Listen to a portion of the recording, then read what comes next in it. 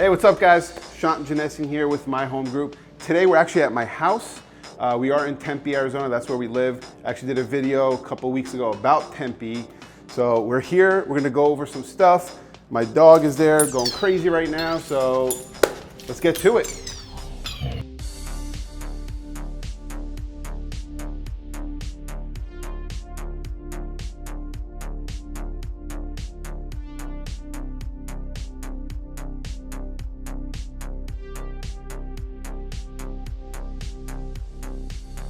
When Betty and I moved into this house, there was some stuff that we actually didn't know about when you're owning a home, because we never owned a home before, right? So we moved in and there was stuff that we were like, wait, how do you use this? How do you work this?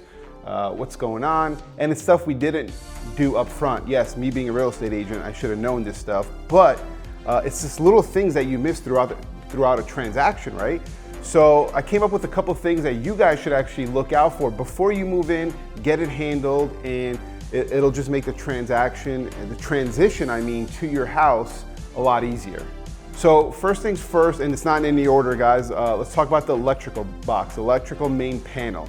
You wanna make sure that's labeled, because what happened is when me and Betty moved in here, there was a monsoon, this is monsoon season, so the power went out, right? And when the power came back on, it tripped some of the stuff. I think it was the stove and the fridge weren't turning on. So we went to the box, we opened it up, and none of them were labeled. Nothing was labeled on the box, which made it difficult to see, okay, what do we have to click on, off? So we have to do kind of a test. And it was kind of annoying. We click one off, I'm yelling to Betty, hey, did this work? She's like, no, redo it. So it was just a hassle, right? So make sure your main panel is labeled. Next, your drip system and irrigation, right? Because we came from a house that did not have a drip system, right? It was desert landscaping, all rock, no plants, nothing. So we never had nothing, we knew nothing about the irrigation system. When we came here, our grass started dying and we're like, hey, what's going on? We go to the irrigation box. We don't know, I'm pressing buttons. Betty's like pressing buttons. We're like, what the hell's going on here? So make sure you know, and a good source, I'm gonna tell you guys, if you guys haven't heard of it, YouTube. If you YouTube this stuff, you'll probably get most of your answers from YouTube. So definitely check the irrigation box. You wanna definitely have someone walk you through your pool equipment, okay? We moved in, I'm like, hey, we could take care of this pool stuff ourselves. Dude, I didn't even know how to turn on some of the features. We just found out like a week ago, literally a week ago, we have some features that we had no idea, kind of cools the pool. Didn't know about that till recently. Make sure you get a pool guy to come by and show you everything that has to do with the pool, how to clean it, how to maintain it, all that stuff if you're not gonna hire somebody. Even if you do hire somebody, make sure you know how to use your pool equipment. So you also want to look at where your shutoff valves are for your water and gas. Now this house doesn't have gas, so we don't have to worry about that, but make sure you know where your at shutoff valves are for your water. So let's say you get a leak somewhere and it's like a major leak and the water's just flooding the house. You want to shut off the water to your house. You want to know where that sucker is, because you're going to run there and you're going to shut it off. And I know you'd be surprised, right? Because someone like myself, we didn't know where it was, right? Because we just moved in, we see a bunch of hoses around, but you really want to make sure, it's usually at the front of the house, but you want to make sure you know where that stuff is, especially for the gas line. If you get a gas leak, you want to know where that sucker is. You want to turn it off right away. Another thing you want to know before you move in, right, is make sure you know if your washer and dryer hookups are gas or electric, right? Because you're going to go to a store, you're going to go to Best Buy, Home Depot, Lowe's, and you're going to buy some new washer and dryer. They're going to ask you, is it gas or electric?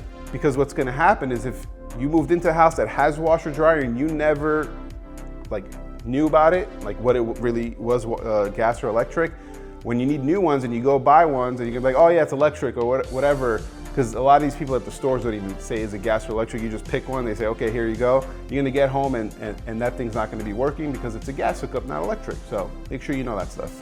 Also, you wanna know, because this was kind of funny, when your garbage and recycle company, when they come out to pick up the bins, right? So we bought this house from a flipper. They gave us no information, right? Nothing.